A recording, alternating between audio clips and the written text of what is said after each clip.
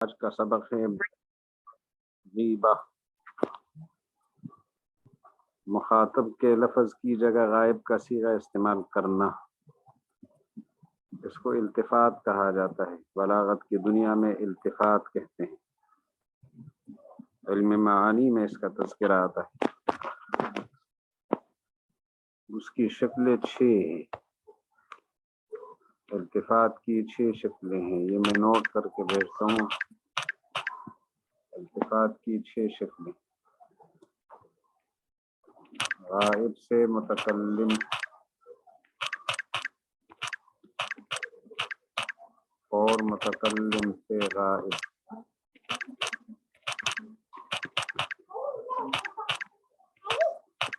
یہ 2 شکلیں ہیں، غائب سے متکلم اور متکلم سے غائب۔ اس کی قرآن پاک میں شکل موجود ہے مختلف جگہوں میں۔ مثال کے طور پر غائب کی ضمیر کے ساتھ بات ہو رہی تھی، اچانک اسی غائب کی جگہ متکلم کی ضمیر لے آئے، اپنا نام لے کر کہتے قال زید، زید نے یہ کہا کہ میں نے یہ کیا، ثم قلت، پھر میں نے کہا، قلت، پہلے تو اپنی ساری کہانی قال زید سے ذکر کی، پھر قلت تو اپنا تذکرہ خود کر رہا ہے، قال زید ثم قلت۔ یہ غائب سے متکلم کی طرف التفات، متکلم سے غائب کی طرف میں نے یہ بات کی، پھر زید نے یہ بات کی، خود زید متکلم بول رہا ہے۔ یہ ہے التفات من الغائب الى المتکلم ومن المتکلم الى الغائب۔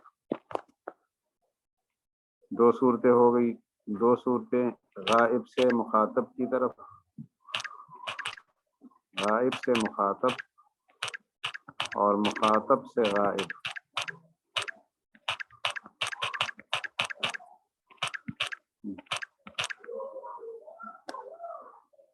قرآن پاک میں اس کی مثال تو سورہ فاتحہ میں موجود ہے۔ غائب سے مخاطب کی طرف التفات: الحمدللہ رب العالمین، تمام تعریفیں اللہ کے لیے ہیں جو رب العالمین ہے، جو رحمان ہے، رحیم ہے، مالک یوم الدین۔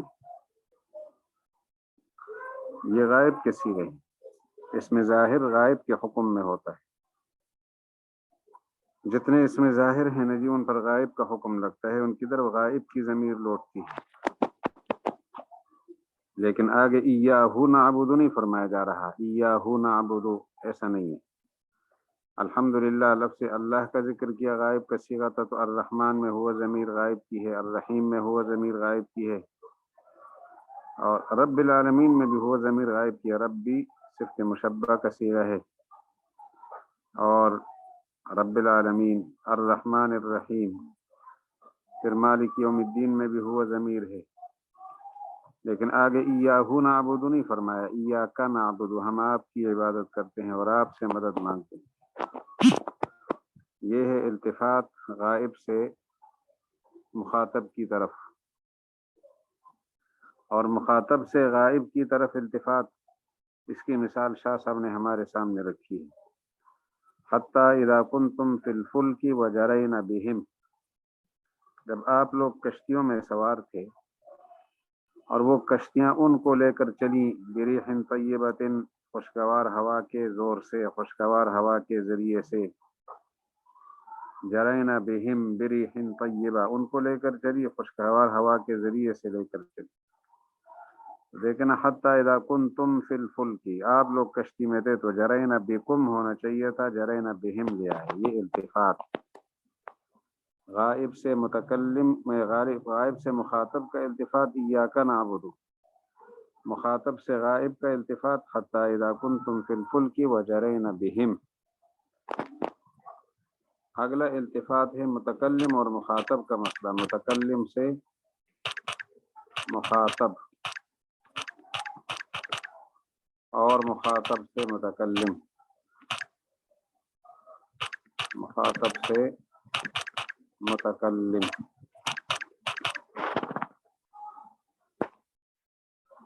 دو التفات یہ ہیں، مخاطب اپنا نام لیے بغیر کہتے میں نے یہ بات کی، میں نے یہ بات کی، پھر اپنے آپ کو خطاب کر کے کہتے تو یہ کام کر لے۔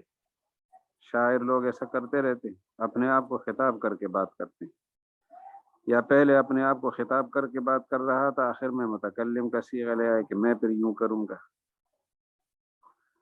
تو یہ التفات کی 6 شکلیں ہیں، اور اس التفات کی وجہ سے بھی طالب علم کے لیے قرآن کا فہم مشکل ہو جاتا ہے۔ سورہ فاتحہ سمجھنی مشکل ہو جاتی ہے، طالب علم سے پوچھے ایاک نعبد کس سے بات ہو رہی ہے؟ اس سے پہلے تو غائب کے صیغے ہیں، مخاطب کا تو صیغہ ہی نہیں ہے پیچھے۔ حتی اذا کنتم فی الفلک وجرین بہم، الجھن پیدا ہو۔ وقد یقلب اللہ تعالی اسلوب الکلام، کبھی اللہ تعالیٰ کلام کا اسلوب بدلتے ہیں، اسلوب، انداز کلام، جس انداز کلام چل رہا ہوتا ہے اس انداز سے تبدیل کر کے نئے انداز اختیار کر لیتے ہیں تاکہ تازگی پیدا ہو، التفات فرما دیتے ہیں۔ بأن یقتضی الاسلوب الخطابہ، مثلا اسلوب خطاب کا تقاضا کرتا ہے، انداز کلام، انداز بیان جو ہے تقاضا کرتا ہے کہ مخاطب کا صیغہ لایا جائے، لیکن وہاں اللہ جل شانہ غائب کا صیغہ لے آتے ہیں، پلٹ دیتے ہیں، تبدیل کر لیتے ہیں۔ جیسے ارشاد خداوندی ہے حتی اذا کنتم فی الفلک، یہاں تک کہ جب تم کشتیوں میں ہوتے ہو، کشتیوں میں، یہ کشتیاں ترجمہ اس لیے کی ہے نا، کشتی بھی کر سکتے تھے کیونکہ فلکن واحد بھی ہے اور فلکن جمع بھی ہے، لیکن جمع یہاں پر جمع ہے یا واحد، تو اگر یہ واحد ہوتا تو واحد مذکر کی ضمیر لوٹتی، فلکن واحد ہو تو مذکر ہے، اور جمع ہو تو پھر واحد مؤنث کے حکم میں یا جمع مؤنث کا صیغہ لوٹایا جا سکتا ہے، جمع مؤنث کی ضمیر لوٹائی جا سکتی ہے۔ یہاں کشتیاں ہیں، آگے جمع کا صیغہ ہے۔ بات یہ ہے کہ بأن یقتضی الاسلوب الخطابہ، اسلوب خطاب کا تقاضا کرتے فیأتی بالغائب، اور غائب کا صیغہ لے آتے ہیں، جیسے حتی اذا کنتم فی الفلک وجرینا بہم۔ یہاں بھی ایک اشکال ہے، جرت بہم، جب فلک مذکر ہے تو واحد مؤنث کا صیغہ ہو سکتا تھا جرت بہم، جو جمع مؤنث کی طرف لوٹنے کا معمول ہے۔ جرینا تو خود جمع مؤنث کا صیغہ ہے، اس کا مطلب ہے کہ واحد جرت ہے اور جمع جرینا ہے، تو پھر فلک اگر واحد ہوگا وہ اس کے لیے جرت کا صیغہ استعمال ہوگا۔ اس کا جواب امام اہل سنہ مولانا سرفراز خان صفدر رحمہ اللہ یہ دیا کرتے تھے کہ فلک جب بتأویل سفینہ ہو، فلک بتأویل سفینہ، اور سفینہ مؤنث ہے تو پھر جرت واحد اور جرینہ جمع، تو یہاں اسی طرح ہی ہے کہ فلک سفینتن کی تعویل میں اس کی جمع فلک، بہت ساری سفینے، بہت سارے سفینے ہو گئے تو جرینہ کی ضمیر لوٹی، لیکن عموماً جیسے قرآن پاک میں والفلک التی تجری فی البحر، وہاں کشتیوں کے معنی میں ہے، التی کا لفظ بتا رہا ہے، واحد مؤنث کی صفت بنتی ہے، لیکن پیچھے فلک جمع مکسر ہے، جمع مذکر مکسر واحد مؤنث کے حکم میں ہوتا ہے۔ انشاءاللہ بات سمجھ آ گئی ہوگی التفات، اگر سمجھ آئی ہے تو مجھے پتہ لگ جائے گا آپ کے بتانے سے، پھر ہم آگے بڑھیں گے۔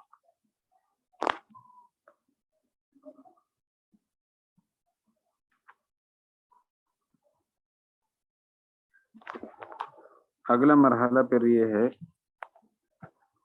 ابدال الاخبار بالانشاء وبالعکس، جملہ خبریہ کو انشائیہ کی جگہ رکھنا یا انشائیہ کو خبریہ کی جگہ رکھنا۔ موقع خبر کا ہے، جملہ انشائیہ آ رہا ہے، جملہ انشائیہ کا ہے، خبر آ رہی ہے، تو جملہ خبریہ کی جگہ انشاء اور جملہ انشائیہ کی جگہ خبر رکھنے کا طریقہ یہ بھی ابدال ہے۔ اور اس کے علاوہ جملہ جملے کی جگہ، ایک جملے کی جگہ دوسرا جملہ رکھ لینا، یہ بھی مثال اس کے اندر آئے گی۔ یہاں مثالوں میں ذرا انہوں نے توسع سے کام لیا ہے، یعنی اسی پر صرف اکتفا نہیں کیا کہ انشاء اور خبر کو ایک دوسرے کی جگہ رکھنے کی مثال دیں، بلکہ انہوں نے یہاں انشاء کو خبر کی جگہ رکھنے کی مثال دی ہے، خبر کو انشاء کی جگہ رکھنے کی مثال نہیں دی۔ اور ایک جگہ مثال کے اندر توسع اختیار کر کے ایک جملے کی جگہ دوسرا جملہ لے آئیں. ابدال الاخبار بالانشاء و بالعکس، خبر کو انشاء سے تبدیل کرنا یا اس کا برعکس کر لینا. خبر کو انشاء سے بدلنا یا اس کے برعکس طریقے کو اختیار کرنا. اس میں فرماتے ہیں کہ ضابطہ آپ سمجھ لیں، کبھی اللہ تعالیٰ انشاء ذکر کر لیتے ہیں اخبار کی جگہ، کبھی اخبار ذکر کرتے ہیں انشاء کی جگہ. جیسے فمشو فی مناکبہا سورہ ملک میں ہے. سورہ ملک کے اندر والذی جعل لکم الارض ذلولا فامشوا فی مناکبہا، اللہ وہ ذات ہے جس نے تمہارے لیے زمین کو مسخر کیا، پابند بنایا، تابع کر دیا. فامشوا فی مناکبہا، اس کے اوپر چلتے رہو. یہ فمشو اصل میں لے تمشو کے معنی میں ہے، چلو نہیں، لے تاکہ چل سکو. تو امشو تو صیغہ امر کا ہے اور تمشو فعل مضارع ہے، تاکہ تم اس پر چلتے پھرتے رہو. تو امر کو رکھا انشاء کی جگہ، یعنی امر انشاء ہے اور آگے جو تمشو خبر ہے فعل مضارع اس کی جگہ رکھا، خبر کی جگہ انشاء کو رکھنا. اس کے علاوہ ان کنتم مؤمنین، انہوں نے مثال دی ہے کہ یہ سورہ بقرہ کی آیت نمبر 93 ہے آپ کے محشی میں، لیکن اسی طرح یہ سورہ آل عمران میں بھی آیت موجود ہے، وَأَنْتُمُ الْأَعْلَوْنَ إِن كُنتُم مُؤْمِنِينَ، ایمان ہے تو تم غالب رہو گے. تو ان کنتم مؤمنین ولا تہنوا ولا تحزنوا وانتم الاعلون ان کنتم مؤمنین، سورہ آل عمران والی آیت یہ ہے. آپ کمزوری نہ دکھاؤ، غم نہ کرو، اور تم ہی غالب رہو گے بشرطے کہ تم مومن ہو. تو یہاں انشاء ہے لا تہنوا ولا تحزنوا، لیکن انشاء بمعنی خبر ہے کہ اگر تم مومن ہو تو تمہارے اندر وہن بھی نہیں ہوگا، حزن بھی نہیں ہوگا. ایمانکم یقتضی، تمہاری ایمان کا یہ تقاضا ہے کہ تم میں وہن اور حزن نہ ہو. یہ خبر کا جملہ ہے، اس کی جگہ انشاء کو رکھا. ان کنتم مومنین اس کے لیے قسم کی شرط ہے کہ اگر تم مومن ہو تو تم نہ غمگین ہوں گے اور نہ تمہارے اندر حزن.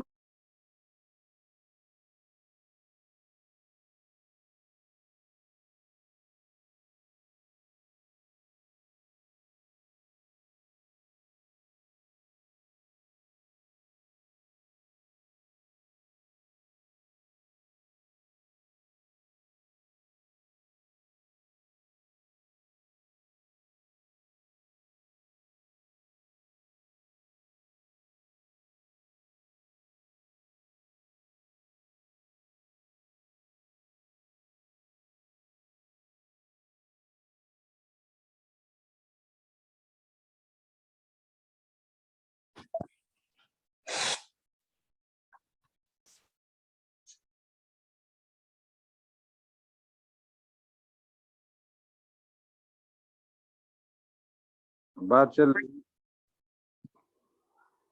امر کو انشاء کی جگہ رکھنا. ان کنتم مومنین، اگر تم مومن ہو تو لا تہنوا ولا تحزنوا، غمگین نہ ہوں گے، نہ غم نہ کرو، حزن نہ کرو. معنی یہ ہے کہ ایمان کا تقاضا یہ ہے کہ نہ غم کرو گے اور نہ حزن کرو، تمہارے ایمان کا تقاضا یہ ہے. اور سورہ آل عمران کی جو آیت ہے، سورہ بقرہ کی جو آیت ہے کہ اللہ تعالیٰ نے فرمایا بنی اسرائیل کے حالات کو بیان کرتے ہوئے، بئس ما اشتروا به انفسهم ان يكفروا بما انزل الله بغيا ان ينزل الله من فضله على من يشاء من عباده. اور اس کے بعد والی آیت ہے کہ انہوں نے پیغمبروں کو جھٹلا دیا، ان کے پاس آسمانی کتاب آ گئی. فلما جاءهم ما عرفوا كفروا به، کیا ہے وہ آیت؟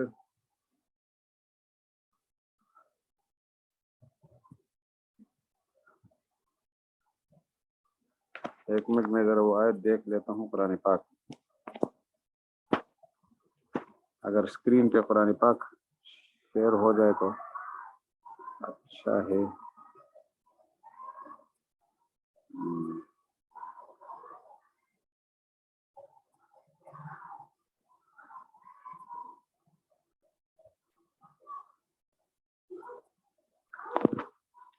ہاں، قل فلما تقتلون انبیاء اللہ من قبل ان کنتم مؤمنین. قل فلما تقتلون انبیاء اللہ من قبل ان کنتم مؤمنین. انبیاء کو کیوں قتل کرتے اگر مومن ہو؟ اب فلما تقتلون انبیاء اللہ انشاء ہے اور خبر کی جگہ ہے کہ تمہیں انبیاء کو نہیں قتل کرنا چاہیے تھا. فلا ينبغي لكم ان تقتلوا انبیاء، تمہیں مناسب نہیں تھا. تو یہ خبر کی جگہ انشاء کو رکھا ہے. خبر کی جگہ انشاء کو رکھنے کا یہ بیان سامنے آیا. اب دیکھ لیجئے تیسری مثال انہوں نے دی ہے من اجل ذلك كتبنا على بنی اسرائیل. حضرت آدم علیہ السلام کے سب سے بڑے بیٹے قابیل اور ان کے بعد دوسرے نمبر کے بیٹے حابیل کا واقعہ ہے.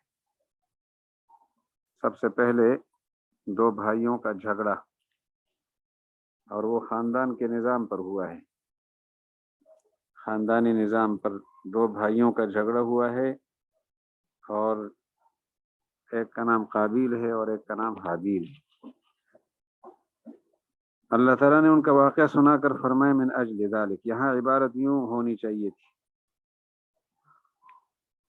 کہ علی مثال حال ابن آدم، ابن آدم کے حال کی مثال اسی طرح ہے، یعنی مقیس علیہ وہ ہے، مقیس علیہ. بنی اسرائیل کا حال بھی ابن آدم کے حال کی طرح ہے. اعلی مثال حال ابن آدم کہیں یا اعلی قیاس حال ابن آدم، دونوں کا ایک ہی مطلب ہے. اعلی قیاس حال ابن آدم کتبنا علی بنی اسرائیل، یہ سورہ مائدہ کی آیت نمبر 32 ہے سورہ مائدہ میں. آپ کے محشی نے حوالہ دیا ہے. تو من اجل ذالک کتبنا علی بنی اسرائیل، یہاں یہ من اجل ذالک جس جگہ پر آیا ہے یہ جملہ، وہ جملہ یہ ہے علی قیاس حال ابن آدم کتبنا، ابن آدم کے حال پر قیاس کرتے ہوئے ہم نے لکھا. یا علی مثال حال ابن آدم کتبنا، مثال ابن آدم کی بنیاد پر ہم نے یہ لکھا. اب اعلی قیاس یا اعلی مثال حال ابن آدم کو چھوڑ کر من اجل ذالک لکھ دیا. تو اعلی مثال حال ابن آدم ہوتا یا اعلی قیاس حال ابن آدم ہوتا تو مقیس علیہ کا ذکر ہوتا. کتبنا جو ہے نا علی بنی اسرائیل، بنی اسرائیل کے اوپر جو حکم لاگو ہے یہ مقیس ہوتا اور وہ حکم مقیس علیہ ہوتا. من اجل ذالک میں مقیس علیہ کا ذکر نہیں، علت کا ذکر ہے اسی وجہ سے. اور قیاس کے اندر دراصل علت ہوتی ہے،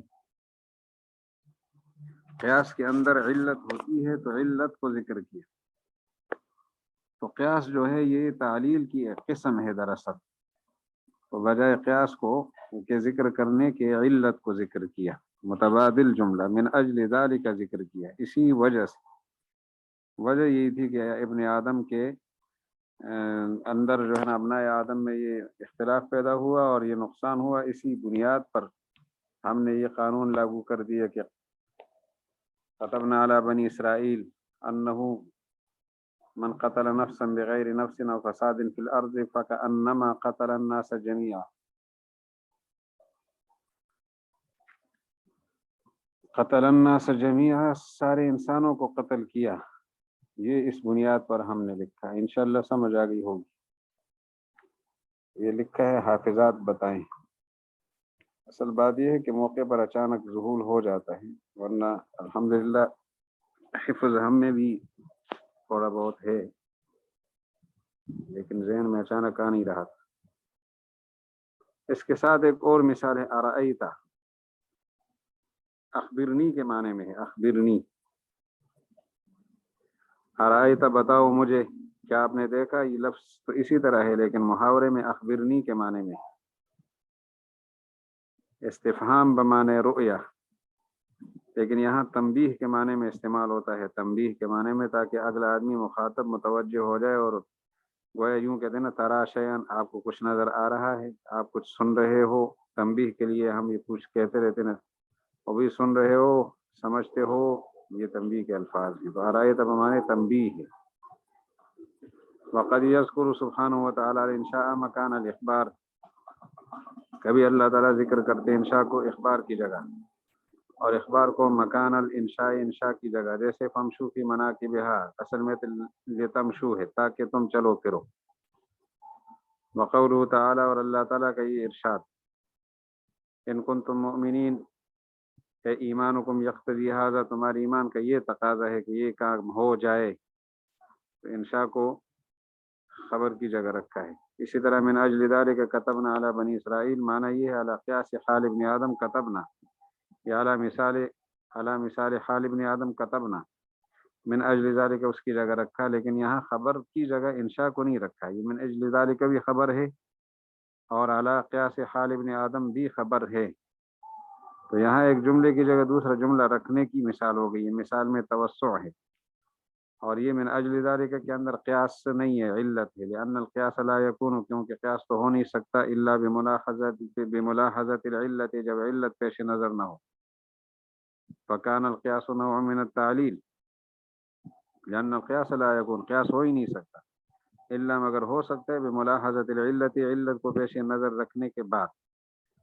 فکأن القیاس، گویا کہ قیاس جو ہے یہ نوع من التعلیل، تعلیل کی قسم ہے، جہاں قیاس ہو وہاں گویا کہ تعلیل بھی ساتھ ہے، تو یہاں اس لیے علت کو ذکر کیا۔ وقولہ تعالی ارأیت، یہ اصل میں بمعنی استفہام من الرؤیت ہے، کیا تو نے دیکھا، ولیکن نقلہا ہونا، لیکن یہاں نقل ہوا لیکون تنبیہا، اخبرنی کے معنی میں منتقل ہو گیا۔ یہ ارأیت بھی استفہام ہے، اخبرنی بھی استفہام ہے، مجھے بتاؤ، لیکن اخبرنی تنبیہ کے معنی میں ہے، تو ایک استفہام دوسرے استفہام کی جگہ آ گیا، یا یوں کہ وہی استفہام آ گیا ہے، تنبیہ جو ہے قسم کی یہ تنبیہ ہے، ھذا تنبیہ، تو ھذا تنبیہ جو ہے نا یہ خبریہ جملہ ہوتا ہے، تو اصل میں استفہام بمعنی رؤیت کے ہے، لیکن منقول ہے یہاں پر تاکہ تنبیہ بنے علی استماع الکلام الآتی، آنے والے کلام کے استماع پر جو بعد میں کلام آ رہا ہے۔ کما یقال فی العرف ترا شیئا تسمع شیئا، جیسے عرف میں کہتے کچھ دیکھ رہے ہو، کچھ سن رہے ہو، تو سن تو رہا ہے وہ، لیکن یہاں مقصود یہ پوچھنا نہیں ہوتا، مقصود متوجہ کرنا ہوتا ہے۔ ترا شیئا، کچھ دیکھا یعنی دیکھ لو بھائی، تسمعوا شیئا، کچھ سن رہے ہو یعنی سنو توجہ سے۔ التقدیم والتاخیر والتعلق بالبعید وما شابہہما، تقدیم و تاخیر کی مثال، تعلق بالبعید کی مثال، اور اس جیسی مشابہ چیزیں۔ اسباب دشواریاں، قرآن پاک کے فہم میں دشواریوں کے اسباب کا جائزہ لیا جا رہا ہے، تو التفات بھی دشواریوں کا سبب ہے، خبر کی جگہ انشاء، انشاء کی جگہ خبر، یا ایک جملے کو متبادل جملے کی جگہ رکھنا بھی اس کے وجوہات میں سے ایک وجہ ہے۔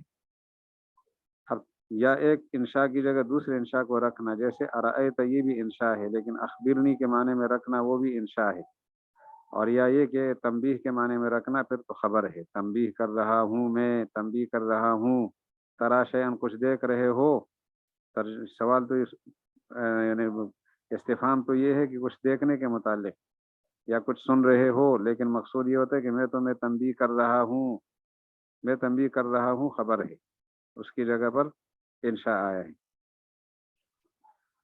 آگے اسباب جو ہے نا وہ تقدیم و تاخیر بھی ایک سبب ہے، اور تعلق بالبعید بھی ایک سبب ہے، اور ان جیسا کام تقدیم و تاخیر اور تعلق بالبعید جیسی کوئی اور پریشانی بن جائے تو دشواریوں کا میں سے ایک، دشواریوں کے اسباب میں سے ایک سبب یہ بھی ہوگا۔ اس جیسی چیزیں بہت ساری ہیں، اس لیے انہوں نے اشارتاً کہہ دیا، بیچ میں آ رہی ہے۔ تقدیم و تاخیر کلام میں دشواری پیدا کرتا ہے، انہوں نے اس کے ایک شعر کو پیش کیا ہے، اور شعر چونکہ یاد رہتا ہے تو آسان بھی ہے، اور مشہور مثال بھی ہے کہ عربوں میں یہ چیز رائج بھی ہے۔ عبارت یہ تھی کہ سلبت بسینۃ فؤادی، سلبت بسینۃ فؤادی بلا جرم اتیت به شأنها سلامہ، سلبت छीन लिया, बुसैना तो बुसैना ने, फुआदी दिल मेरा, बिला जुर्म अतैतु बिही बगैर उस जुर्म के जिसका मैंने इर्तिकाब किया हो, मेरी तरफ से कोई जुर्म हुआ नहीं, उसने मेरा दिल छीन लिया। शानुहा सलामा, उसकी शान सलामती वाला हो, उसकी जो शान है वो सलामत रहे, शान उसकी सलामती वाली हो। यहाँ पर हुआ क्या, एक तो सलाबत से बुसैनतु को मुकद्दम किया, बुसैनतु, फिर शानुहा को भी मुकद्दम कर लिया, बुसैनतु शानुहा सलाबत को आदि बिला जुर्म अतैतु बिही सलामा, बुसैनतु बुसैना, शानुहा शान उसकी, सलाबत छीन गई वो मुझसे, फुआदी दिल मेरा, बिला जुर्म अतैतु बिही बगैर जुर्म के जो मैं कर चुका हूँ, यानी मेरे जुर्म के बगैर, सलामन सलामती हो, क्या माना, मफहूम समझ में नहीं आ रहा। तो इसमें बुसैनतु सलाबत के साथ जोड़ेंगे आप, और शानुहा सलामन से पहले लाएंगे, तो तकदीम व ताखीर ने इतनी उलझन पैदा कर दी। इसी तरह ताल्लुक बिल बईद, ताल्लुक बिल बईद जो दुश्वारी पैदा करती है, और कभी मा यकून मिन हाज़ल क़बील भी दुश्वारियों का सबब बनता है। ताल्लुक बिल बईद और मा यकून मिन हाज़ल क़बील, जो इस कबील से हो, यानी बईद के साथ ताल्लुक हो, या ये कि तकदीम व ताखीर हो जाए, या इसके कबीले से हो, यानी ऐसे कोई और काम हो जाए जो दुश्वारियों का सबब बने। मसलन इस्तिस्ना को के बाद इस्तिस्ना आ जाए, मिन हाज़ल कबील की मिसाल इन्होंने दी है, नाम नहीं लिए कि वो बहुत सारी चीज़ें हैं, इस्तिस्ना के बाद इस्तिस्ना दोबारा आ जाए, तो ये भी एक उलझन का सबब है। इस्तिस्ना के बाद इस्तिस्ना आना, या मिन हाज़ल कबील में ये है कि मफूल बिही पर आप लाम दाखिल करें कि लाम दाखिल होने का मौका नहीं, आपने दाखिल कर लिया, ये मिन हाज़ल कबील में से। इसी तरह तो ये तीन चीज़ें हो गई, ताल्लुक बिल बईद। नंबर एक जो है ना, वो ताल्लुक बिल बईद तो नहीं है, पहले नंबर पे है तकदीम व ताखीर, दूसरे नंबर पे ताल्लुक बिल बईद, और तीसरे मा यकून मिन हाज़ल कबील, जो इस कबीले से हो, या मा शाबहहुमा, जो इन दोनों के मुशाबे हो। वक़द यूजिबु तक़दीम व ताख़ीर अयज़न, और इसी तरह कभी तक़दीम व ताख़ीर भी लाजिम करते सुहूबतन दुश्वारी को, फ़ी फ़हमिल मुराद, मुराद के फ़हम में, कमा फ़ी शेरिल मशहूर, जैसे मशहूर शेर में है, बुसैनतु शानुहा सलबत फुआदी बिला जुर्मिन अतैतु बिही सलामा। वज़न शेरी का लिहाज करना था तो मफ़हूम का बेड़ा गर्क कर दिया है, तो आप तवज्जो से अगर कोई देखेगा तो मफ़हूम समझ में आ जाएगा। अब इसमें यह है ना कि कुरान पाक के अंदर ऐसा अगर हो जाए तो बलागत पर कुछ असर नहीं पड़ता, तवज्जो देने की ज़रूरत पड़ती है। शायर का शेर कभी ठीक होगा, कभी ख़राब होगा। तो बुसैनतु सलबत फुआदी बिला जुर्मिन अतैतु बिही और शानुहा सलामा, इबारत ये है। वत्तालिक़ बिल बईद अयज़न, ताल्लुक़ बिल बईद भी इसी तरह, मिम्मा उन चीज़ों में से है, युजिबु सुहूबता फिल कलाम, जो कलाम में दुश्वारियों को लाजिम करता है। वकज़ालिक मा यकूनु मिन हाज़ल क़बील, और जो चीज़ इस कबील से हो, इस कबील की मिसाल, इल्ला आल लूत, इन्ना उरसिलना इला कौमिन मुजरिमीन इल्ला आल लूत, हम तो मुजरिम लोगों के पास भेजे गए हैं, लेकिन लूत अलैहिस्सलाम के ख़ानदान की तरफ नहीं। हमने मुजरिम कौम को सज़ा देनी है, लूत के ख़ानदान को नहीं देंगे, हम तो सबको नजात देंगे मगर उसकी बीवी को। अब एक इस्तिस्ना के बाद दूसरा इस्तिस्ना आया तो उलझन हो गई। अदखल इस्तिस्ना अलल इस्तिस्ना फसअबा, इस्तिस्ना अलल इस्तिस्ना ने दुश्वारी पैदा कर दी। वक़ौलुहु तआला फमा युकज़्ज़िबुका, क्योंकि अब अगर तवज्जो से सुनेंगे ना जी इसको तो समझ आ जाएगी कि आले लूत को तो बचाएंगे, लेकिन फिर उसकी बीवी को नहीं बचाएंगे। सबको हलाक करेंगे, आले लूत को बचाएंगे, आले लूत को बचाएंगे लेकिन उसकी बीवी को नहीं बचाएंगे। इसके बाद वक़ौलुहु तआला फमा युकज़्ज़िबुका बअदु बिद्दीन, सूरह 3 में, वत्तीन वज़्ज़ैतून वतूर सीनीन वहाज़ल बलदिल अमीन लक़द ख़लक़नल इंसान फ़ी अहसनि तक़वीम। उसके बाद है लक़द ख़लक़नल इंसान फ़ी अहसनि तक़वीम सुम्मा रददनाहु अस्फ़ल साफ़िलीन इल्लल्लज़ीना आमनू व अमिलुस्सालिहाति फ़लहुम अज्रुन ग़ैरु ममनून फमा युकज़्ज़िबुका बअदु बिद्दीन अलैहिस्सलाहु बिअहकमिल हाकिमीन। وَلَقَدْ خَلَقْنَا الْإِنسَانَ فِي أَحْسَنِ التَّقْوِيمِ، اس کے ساتھ فَمَا يُكَذِّبُكَ بَعْدُ بِالدِّينِ کا تعلق ہے، لیکن جب متعلق معلوم نہ ہو، جوڑ معلوم نہ ہو، درمیان میں معترضہ جملے آ گئے، دوسرے جملے، تو طالب علم کو الجھن ہو جاتی ہے کہ اب کیسے سمجھوں۔ لقد خلقنا الانسان فی احسن تقویم، انسان کو اچھے قالب میں پیدا کیا، اللہ تعالیٰ نے اچھا وجود دیا ہے، لیکن پھر اسفل سافلین کی طرف لوٹایا۔ اب فما یکذبک کا یہاں جوڑتا نہیں ہے، ہاں اگر احسن تقویم سے جوڑ دیں، فی احسن تقویم، پھر جوڑ سمجھ آتا ہے، اور جوڑ بھی اسی کے ساتھ ہے۔ انسان کو ہم نے اچھی تقویم میں پیدا کیا ہے، اس کے بعد قیامت کے بارے میں آپ کی کون تکذیب کر سکتا ہے۔ اس کے بعد والی آیت ہے یدعو لمن ضرہ اقرب من نفعہ، سورہ انبیاء کی آیت ہے۔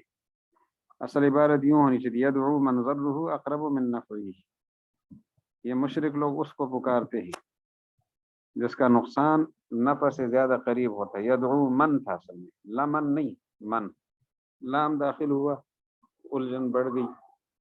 تو اب دیکھیں نا جی، یہ بھی من ھذا القبیل کے قسم سے ہے، اس میں نہ تقدیم و تاخیر ہے اور نہ تعلق بالبعید ہے، یہ من ھذا القبیل جو ان دونوں کے مشابہ۔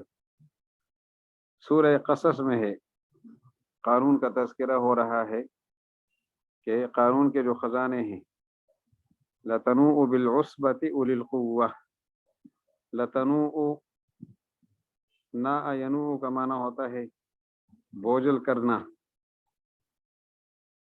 بوجھل ہونا، تو بوجھل ہو جاتا تھا وہ، عصبہ معنی ایک جماعت بوجھل ہو جاتی تھی، بوجھ برداشت کرتی تھی، بوجھ اٹھاتی تھی، بہا، ان چابیوں کی وجہ سے وہ قبیلے پر بوجھ پڑتا تھا۔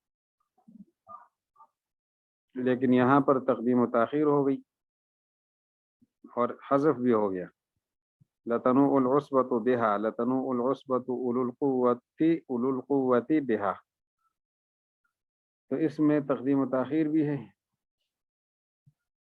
اور ساتھ ساتھ حذف بھی ہے، تو یہ من ھذا القبیل کے شکل میں ہوگا۔ تو با جو ہے نا وہ عصبہ پر داخل نہیں کرنی تھی، مفاتیح کی طرف لوٹنے والی ضمیر پر داخل کرنی تھی، اور عصبہ کو فاعل بنانا تھا، تو یہ بھی من ھذا القبیل کے قبیلے سے، کیونکہ یہاں تقدیم و تاخیر بظاہر نہیں ہے، کیونکہ چابیاں آگے ذکر نہیں ہے، تنوء بالعصبۃ للقوہ۔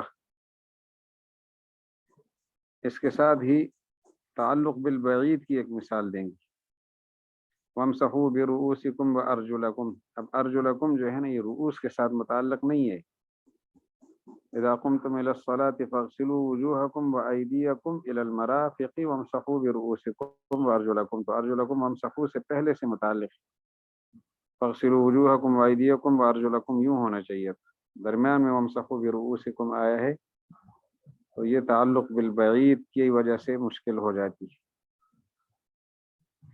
اس کے ساتھ پھر تقدیم و تاخیر کی ایک مثال دیں گے، ولولا کلمۃ سبقت من ربک لکان لزاما واجل مسمى، یہ اجل مسمى لکان لزاما سے پہلے، ولولا کلمۃ سبقت من ربک واجل مسمى، اگر پہلے سے تیرے رب کی طرف سے فیصلہ نہ ہو چکا ہوتا اور وقت نہ ہو چکا ہوتا، تو لکان لزاما، تو عذاب لازم تھا، لیکن چونکہ پہلے سے طے ہے اور وقت مقرر ہے تو عذاب فوراً اس لیے نہیں آتا، لیکن یہاں تقدیم ہو گئی، لکان لزاما کو مقدم کیا، الجھن پیدا ہو گئی، سرسری نظر والے کے لیے الجھن ہے، واجل مسمن کے ساتھ کیا کریں گے، کدھر جوڑیں گے، کلمتن پر اس کا عطف ہے، اے ولولا کلمتن سبقت من ربک واجل مسمن لکان لزاما، اصل ترتیب یہ تھی۔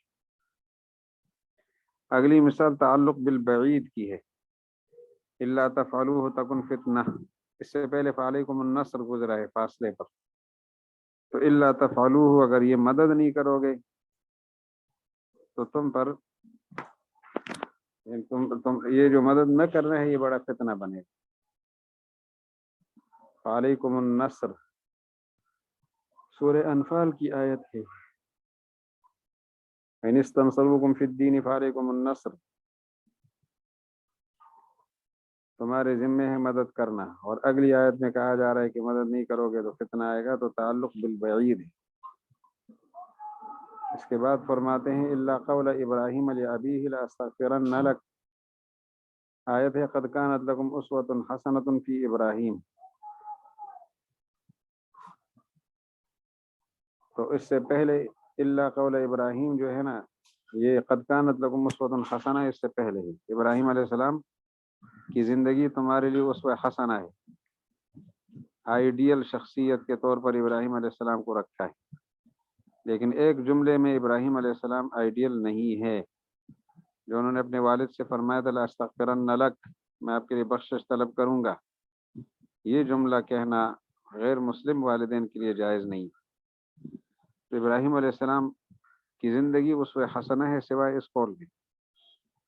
لیکن پیچھے یہ فرمایا قد کانت لکم اسوۃ حسنۃ فی ابراہیم والذین معہ اذ قالوا لقومهم انا براء منکم ومما تعبدون من دون اللہ کفرنا بکم وبدا بیننا وبینکم العداوۃ والبغضاء ابدا الا قول ابراہیم. تو الا بہت دور ہے اور جڑتا ہے قد کانت لکم اسوۃ حسنۃ فی ابراہیم الا قول ابراہیم.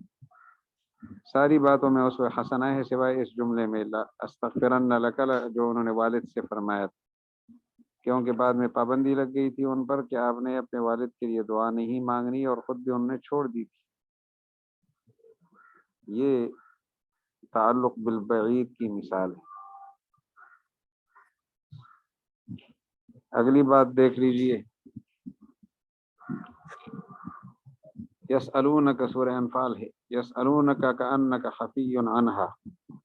عبارت یہ تھی یسألونک عنہا کأنک خفی. قیامت کے بارے میں یہ لوگ آپ سے پوچھتے ہیں، یسألونک پوچھتے ہیں آپ سے، عنہا قیامت کے بارے میں، کأنک خفی گویا کہ آپ اس کی کھوج میں لگے ہوئے ہیں، تلاش میں نکلے ہوئے. لیکن تقدیم و تاخیر ہو گئی تو دشواری آ گئی. یسألونک کأنک خفی عنہا، آپ سے قیامت کے آپ سے پوچھتے ہیں گویا کہ آپ خفی ہیں ان کے بارے میں، قیامت کے بارے میں خفی ہیں. خفی کا عنہا کو بظاہر لوگ خفی سے جوڑتے ہیں تو الجھن آ جاتی.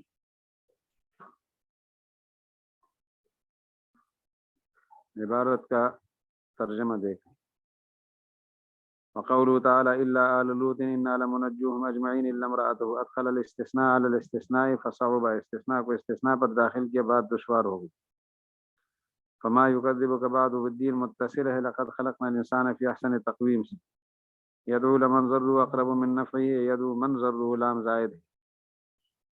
اور اسی طرح لتنوء بالعصبة بالقوة، لتنوء العصبة بالمفاتيح، چابیوں کے ساتھ. تو یہ من هذا القبیل کے دائرے سے ہے. وامسحوا برؤوسکم وارجلکم، یغسلوا ارجلکم تعلق بالبعید. ولولا كلمة سبقت من ربك لكان لزاما واجل مسمى صلیتا، ولولا كلمة سبقت من ربك واجل مسمى لكان لزاما. الا تفعلوا یہ متصل ہے فعليكم النصر سے. اسی طرح الا قول ابراہیم متصل ہے قد كانت لكم اسوة حسنة فی ابراہیم سے. یسألونک کأنک خفی عنہا، یہ عبارت اس طرح دی یسألونک عنہا کأنک خفی، یہاں تقدیم و تاخیر ہوئی ہے. اگلی بات، کبھی کلام کی جو طبعی ترتیب ہے، فطری ترتیب، انداز کلام، فطری انداز کلام میں جتنے الفاظ آنے چاہیے تھے ان پر کبھی کبھی اضافہ کر دیتے ہیں اللہ تعالیٰ. اضافہ کسی مقصد کے تحت، یعنی کبھی صفت زیادہ کر دی، حالانکہ طبعی رفتار سے کلام چلتا تو اس صفت کی ضرورت نہیں. کبھی بدل لے آتے ہیں، بدل کے ذریعے سے زیادتی ہو جاتی ہے. تو فطری رفتار سے چلتے کلام میں اس بدل کی ضرورت نہیں تھی، لیکن بدل کو زیادہ کیے کسی فائدے کے تحت. کبھی آپ کی تفسیری ہے، فائدہ ضرور ہوگا. یہ جو اضافی الفاظ آئیں گے نا، فائدہ اگر نہ ہو تو تطویل یا حشو ہے، اور تطویل اور حشو جائز نہیں ہے کلام اللہ میں. بلیغ کلام تطویل اور حشو سے خالی ہوتے ہیں. تو اس اضافے کا فائدہ ضرور ہے، لیکن جو بنیادی مقصد ہے اس سے زائد. اسی طرح کبھی تکرار ہو جاتا ہے تو تکرار بھی بلا مقصد بلا فائدہ نہیں ہے، اگر جو مقصود اصلی سے ہٹ کرے. تو یہ چیزیں جو ہے نا دشواری کا سبب بنتی ہیں. نمبر ایک وہ تھا زیادت صفت. زیادت صفت. دوسری چیز ہے زیادت بالابدال. تیسری چیز ہے زیادت بالعطف تفسیری، عطف تفسیری سے زیادت۔ چوتھی چیز زیادت بالتکرار ہے، اور اس میں کئی مثالیں انہوں نے دی ہیں، وہ آگے آ رہی ہے تکرار کی بھی۔ اور پھر بتائیں گے حرف جر کا اضافہ۔ اضافوں میں سب سے پہلے اضافہ صفت کا تھا، زیادت بالصفہ۔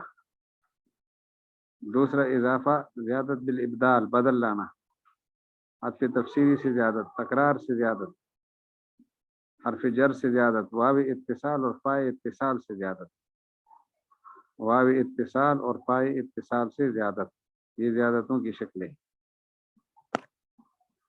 اب توجہ بیچ میں پڑھیں گے نا توجہ کے ساتھ تو انشاءاللہ سمجھ آ جائے گی، کوئی اضافی بات ایسی نہیں، ایک ایک آیت پر جو مثالیں انہوں نے دی ہے اسی میں وضاحت ساتھ ہو جائے گی۔ پہلی مثال انہوں نے دی ہے وما من دابة في الأرض ولا طائر يطير بجناحيه إلا أمم أمثالكم، ما من دابة في الأرض، دابہ زمین پر چلتے جانور، تو اس سے تو وہ تو ہوتے ہی فی الارض ہے، فی الارض کا اضافہ صرف قید اتفاقی ہے۔ اور اگلی بات جو ولا طائر یطیر بجناحیہ، جو پرندے اپنے پروں کے ذریعے سے اڑتے ہیں، پرندہ پروں کے ساتھ ہی اڑتا ہے، کہ متبادل تو کوئی راستہ نہیں ہے پرندہ کے اڑنے کا، تو یطیر بجناحیہ کیوں فرمایا؟ ما من دابۃ فی الارض ولا طائر یطیر بجناحیہ، پرندے کے ساتھ یطیر بجناحیہ کا اضافہ زائد معلوم ہوتا ہے، اور یہ صفت ہے طائر کی، ایسے پرندے جو اپنے پروں سے اڑتے ہیں، تو پروں سے ہی تو پرندہ اڑتا ہے، طائر کہنا کافی تھا، مقصد پورا ہو رہا تھا۔ وجہ دراصل یہ ہوئی کہ طائر جیسے پرندے کو کہتے ہیں، مجازن کسی تیز رفتار سواری کو بھی کہتے ہیں، تو اس غلط فہمی کو دور کرنے کے لیے یطیر بجناحیہ کا لفظ زیادہ کیا تاکہ مجاز کا احتمال ختم ہو جائے کہ یہاں حقیقت ہی مراد ہے، پرندہ ہی مراد ہے، اور کوئی چیز مراد نہیں۔ تو مجاز کی کہ وہم کو دور کرنے کے لیے صفت کا بڑھا دینا۔ اس کے بعد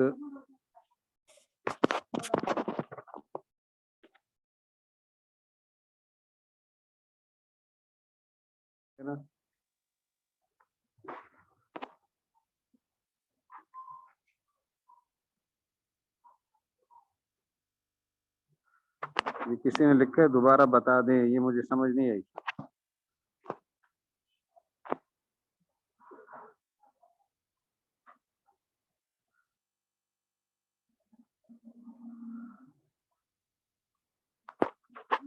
پیپر کس طرح کے آئیں گے؟ پیپر کے لیے میں جو ہے نا کوئی نمونہ آپ کی طرف بھیج دوں گا، اس نمونے کو دیکھ لیں گے آپ کے اس طرح آئیں گے، ایک دو سوالوں کا نمونہ میں بھیجوں گا، ابھی میں گروپ میں تصویر بھیج دوں گا اس نمونے کی، پھر آپ اسے دیکھ لیں گے، 6 سوال ہوں گے، 3 حل کرنے ہوں گے۔ تو بات چل رہی تھی کہ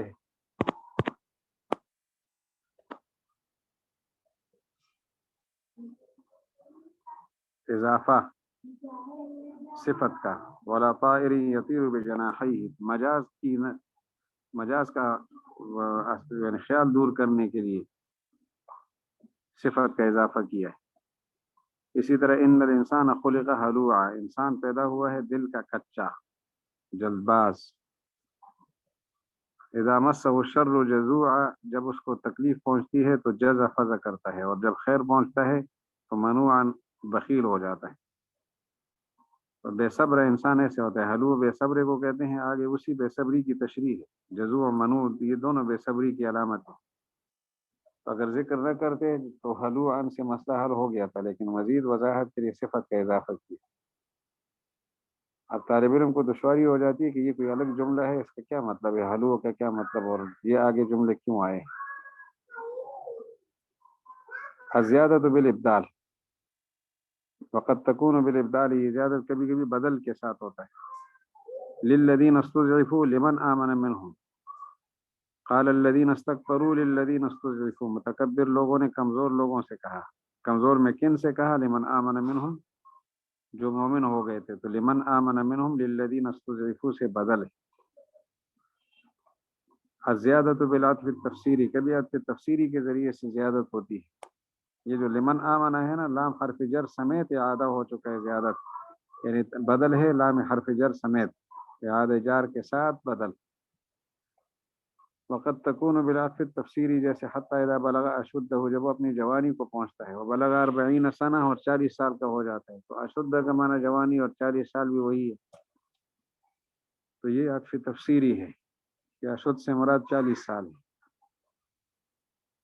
الزیادت بالتکرار، کبھی زیادتی تکرار کی وجہ سے ہوتی ہے، جیسے سورہ یونس کی آیت ہے وما یتبع الذین یدعون من دون اللہ شرکاء الا الظن، عبارت یوں ہونی چاہیے، جو اللہ کے سوا شریکوں کو پکارتے ہیں وہ صرف گمان کے پیروکار ہیں۔ وما یتبع، پیروی نہیں کرتے، الا الظن، مگر گمان، لیکن درمیان میں لمبا وقفہ ہو گیا تو ان یتبعون دوبارہ ذکر کیا، ان یتبعون الا الظن، پیروی نہیں کرتے جو اللہ کے سوا شریکوں کو پکارتے ہیں، پیروی کرتے ہیں مگر گمان کی، پیروی نہیں کرتے مگر گمان کی۔ وما یتبعو دوبارہ ان یتبعون کی شکل میں آ گیا، اصل عبارت یوں تھی، اصل الکلام وما یتبع الذین یدعون من دون اللہ شرکاء الا الظن، جو لوگ اللہ کے سوا شرکاء کو پکارتے ہیں وہ پیروی نہیں کرتے مگر گمانوں کی۔ یہاں یتبعون دوبارہ آیا تاکہ وہ پچھلے یتبعو جو ہے نا فاصلہ ہو گیا تو وہ فاصلہ کالعدم نظر آ جائے، قریب ہو جائے۔ اسی طرح ولما جاءهم کتاب من عند اللہ مصدق لما معهم وكانوا من قبل يستفتحون على الذين كفروا، تو عرفوا کفروا بھی، یہ اس طرح تھا، جب ان کے پاس کتاب آ گئی اللہ کی طرف سے، تصدیق کرنے والی کتاب جو ان کے پاس ہے، اور اس کتاب کے آنے سے پہلے وہ فتح طلب کرتے تھے، غلبہ طلب کرتے تھے کافروں پر کہ یا اللہ آخری پیغمبر اور آخری کتاب کی برکت سے ہمیں کامیاب کر دے۔ دوبارہ آیا فلما جاءہم، یہ لما جاءہم فلما جاءہم، تو یہ تکرار ہے، 2 دفعہ آیا ہے۔ فلما جاءہم ما عرفوا کفروا بھی، جس کو پہچان چکے کفروا بھی اس کا کفر کیا، تو یہ کفروا جزا ہے، اور فلما جاءہم ما عرفوا گویا دوبارہ آیا ہے۔ اسی طرح وَلْيَخْشَ الَّذِينَ لَوْ تَرَكُوا مِنْ خَلْفِهِمْ ذُرِّيَّةً ضِعَافًا خَافُوا عَلَيْهِمْ فَلْيَتَّقُوا اللَّهَ، ترجمہ سمجھے، یتیموں کے حقوق سکھائے جا رہے ہیں، ان لوگوں کو ڈرنا چاہیے جو خود مریں اور پیچھے چھوٹی اولاد رہ جائے، ان لوگوں کو ڈرنا چاہیے کہ خود مریں اور ان کے پیچھے چھوٹی چھوٹی اولاد رہ جائے،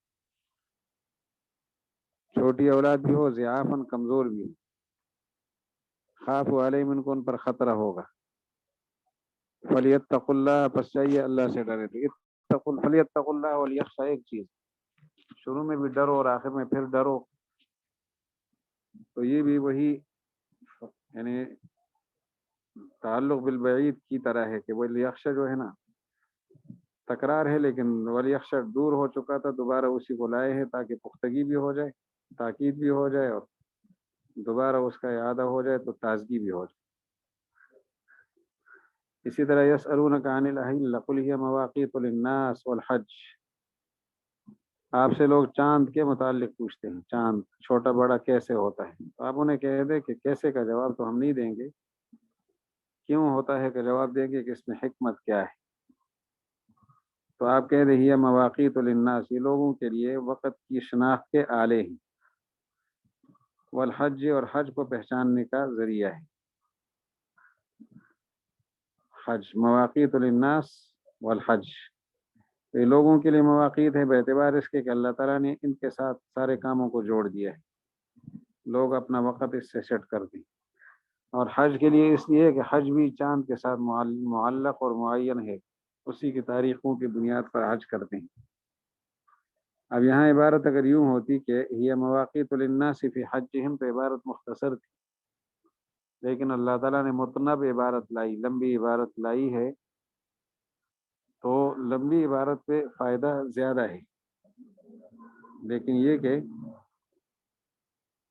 فائدہ ہے کیا، اصل سوال یہ ہے، اصل فائدہ ہے کیا، ورنہ مختصر عبارت سے عبارت حل ہو سکتی تھی۔ اضافی فائدہ اس میں یہ ہے کہ چاند کے ذریعے سے لوگ اپنی عبادتوں کو جوڑتے ہیں اور حج کو بھی جوڑتے ہیں، لیکن حج میں جس چاند کا اعتبار ہے وہ سعودی عرب کا چاند ہے، اور باقی عبادات میں جو چاند ہے وہ اپنے اپنے علاقے کے ہیں۔ پشاور کا چاند ایک دن پہلے نظر آ جاتا ہے عید کے موقع پر، بڑا ہوشیار چاند ہے۔ آج کل پشاور کی اور ہماری تاریخ ایک چل رہی ہے، صرف جو ہے نا تاریخ بدلتی ہے ہماری پھر رمضان کے اندر، ورنہ آگے بھی پھر تاریخ وہی ہوتی ہے، عید گزرنے کے بعد پھر مہینے کی تاریخ وہی چلتی ہے پشاور میں بھی جو ہماری یہاں ہوتی ہے۔ تو بھائی تم نے، لیکن اصل بات یہ ہے کہ چاند دیکھ لیا تو بس ٹھیک ہے، اپنے علاقے کا چاند معتبر ہوگا۔ پاکستان باقی حصوں میں چاند نظر نہیں آیا، وہاں نظر آ گیا، ٹھیک۔ تو دیگر جو اعمال ہیں، عبادات ہیں، ان کے لیے مقامی چاند کا اعتبار ہوگا۔ اور جو حج کا کام ہے یہ تو یہاں مقامی سطح پر نہیں ہوتا، یہ تو سعودی عرب میں ہوگا، تو وہاں کے لیے وہاں کے چاند کو دیکھا جائے گا، اس لیے اس کو الگ ذکر کیا کہ چاند جو ہے نا یہ لوگوں کے اوقات کی شناخت کے آلے ہیں، اور حج کی شناخت کا بھی یہ آلہ ہے، حج کے وقت کو بھی بتانے کے لیے ایک ذریعہ ہے۔ تو اس وجہ سے مواقیت للناس والحج فرمایا۔ اب ہم پاکستان میں عید منا رہے ہوتے ہیں اور حاجی صاحبان، عید نہیں، ہم یہاں جو ہے نا ابھی عرفات کا روزہ رکھ رہے ہوتے ہیں، اور ادھر حاجی صاحبان عید مناتے ہیں، اور ہمیں ادھر فون کر کے کہتے ہیں جی آپ مبارک، یعنی چھیڑنے کے لیے کہتے تو نہیں ہوں گے لیکن کہتے ہیں۔ اس کے بعد چونکہ یہ وہاں کے چاند کے اعتبار ہے نا حج میں، یہی مواقیت للناس باعتبار ان اللہ تعالی شرع لهم التوقیت بها، یہ لوگوں کے مواقیت ہیں، یعنی شناخت کے، وقت کی شناخت کے آلے ہیں، اعتبار اس کے کہ اللہ تعالیٰ نے ان کے ذریعے سے وقت کو متعین کرنا مشروع کیا ہے۔ اور حج کے لیے بھی باعتبار ان التوقیت بها حاصل للحج، کہ حج کے لیے جو وقت مقرر ہے وہ بھی اسی سے حاصل ہوگا۔ ولو قیل، اگر کہا جاتا ہے یہ مواقیت للناس فی حجہم لکان اخصر ولکن اطنب، اگر یہ فرمایا جاتا کہ مواقیت للناس فی الحج تو یہ عبارت مختصر ہوتی، لیکن اللہ نے اطناب کو اختیار کیا، لمبی عبارت لے آئے، اور اس میں فائدے، کیونکہ اگر یہ کہا جاتا نا قل ہی مواقیت للناس فی حجہم تو پھر پوری دنیا کا حج ایک دن نہ ہو سکتا، پھر پاکستانیوں کا حج ایک دن بعد میں ہوتا، افغانیوں کا اور پشاوریوں کا اور سعودی والوں کا حج ایک دن پہلے ہوتا، اور کسی نے اگر چاند 2 دن بعد میں دیکھا تو ان کا حج کچھ دن اور بعد ہوتا، تو یہ مسئلہ حل نہ ہو سکتا۔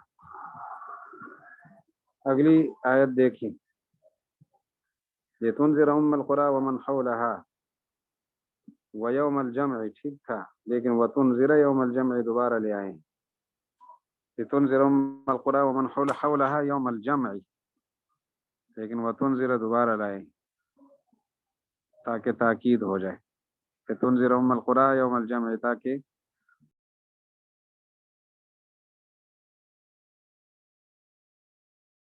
قیامت کے دن سے ڈرا دے، خدا کو قیامت کے دن سے ڈرا دے۔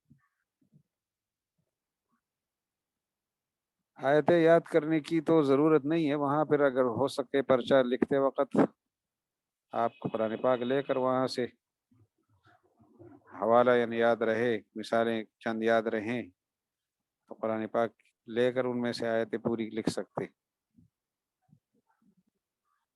تو گزارش یہ تھی کہ لتنذر ام القری ومن حولها یوم الجمع، قیامت کے دن سے دوبارہ آ گیا وتنذر یوم الجمع، تاکید ہو گئی۔ اسی طرح تو تکرار ہو رہا ہے نا، تنذر دوبارہ آ گیا، پیچھے یخشا اور یتقی ایسی چیز ایک ہی چیز تھی، تو وہاں بھی ڈبل آ گیا تھا۔ آگے وتر الجبال تحسبها جامدہ، پہاڑوں کو دیکھیں گے گمان یہ کریں گے کہ وہ جامد ہیں، تو عبارت یوں کافی تھی وتر الجبال جامدہ، آپ سمجھیں گے کہ یہ پہاڑ جو ہے نا جامد ہے، لیکن قیامت کے دن یہ جامد نہیں رہیں گے۔ یہاں تحسبها اس لیے لائے کہ طرح کے 2 معنی آتے ہیں، ایک معنی آتا ہے دیکھنا آنکھوں سے، اور ایک کا معنی گمان کرنا، تو یہاں تحسبها لا کر یہ بتایا کہ طرح کا معنی یہاں گمان کرنا ہے۔ وتر الجبال تر الجبال جامدۃ ادخل الحسبان، حسبان کو تحسبها میں داخل کیا کیونکہ رؤیت تجیء لمعان مختلف معنی کے لیے آتی ہے، اور مراد اس سے یہاں حسبان اور گمان ہے۔ ایک اور مثال دے رہے ہیں، کان الناس امۃ واحدہ، آواز نہیں آ رہی کیا؟ ترل جبال کے بعد تحسبها لائے ہیں بتانے کے لیے کہ ترا دیکھنا آنکھوں سے دیکھنے کے لیے نہیں ہے، دل سے سمجھنے کے لیے ہے۔ تحسبها کے معنی میں ہے، حسبان کے معنی میں۔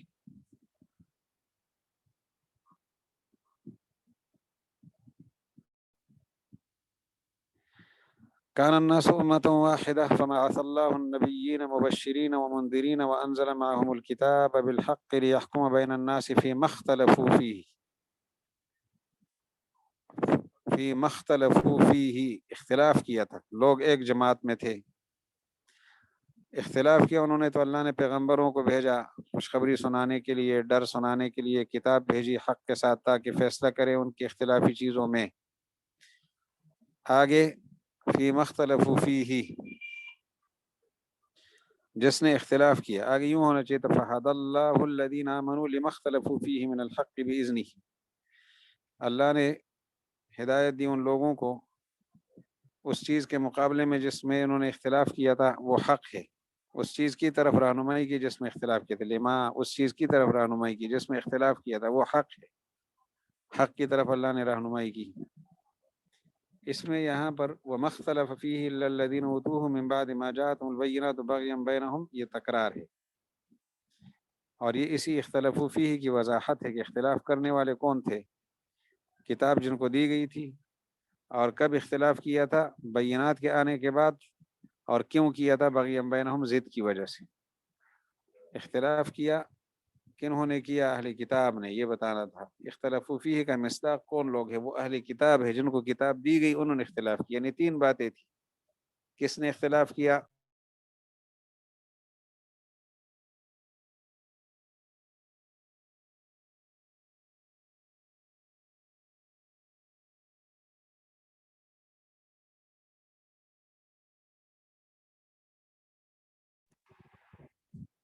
الا الذین اوتوہ، انہوں نے اختلاف کیا جن کو کتاب دی گئی تھی۔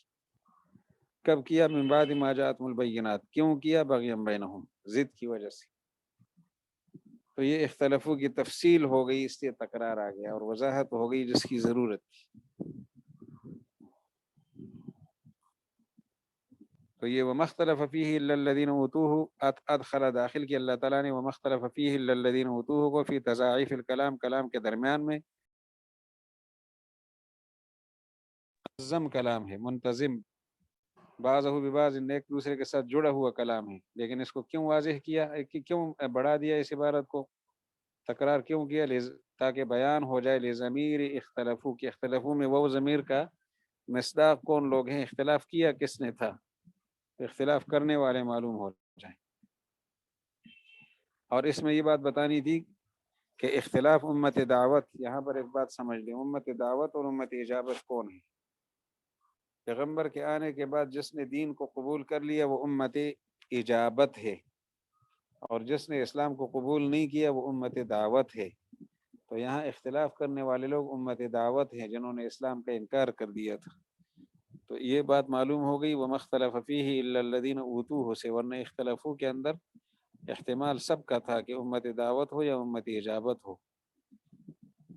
وَإِذَانًا بتا دینا تھا بأن المراد من الاختلاف ہونا، کہ یہاں اختلاف سے مراد اختلاف وہ اختلاف ہے جو امت دعوت میں ہے، بعد نزول الکتاب، آسمانی کتاب کے نازل ہونے کے بعد، اور اس کی شکل یہ ہے بیان آمن بعض وکفر بعض، کہ بعض نے مانا اور بعض نے کفر کیا، یہ اختلاف ہے اس امت کا۔ جی انشاءاللہ سمجھ آ گئی ہوگی، اگلی نشست تک انشاءاللہ، پھر ابھی تو وقت پورا ہوا، تو پھر انشاءاللہ اگلی نشست میں بات ہوگی، کوشش کریں گے کہ بیچ میں ایک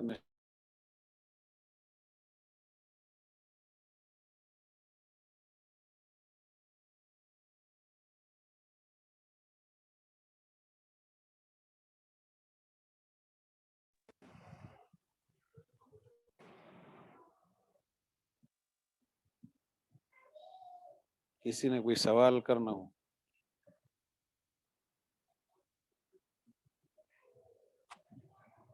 یا اگر سمجھ آ گئی ہے تو پھر سوال جواب کی ضرورت نہیں ہے.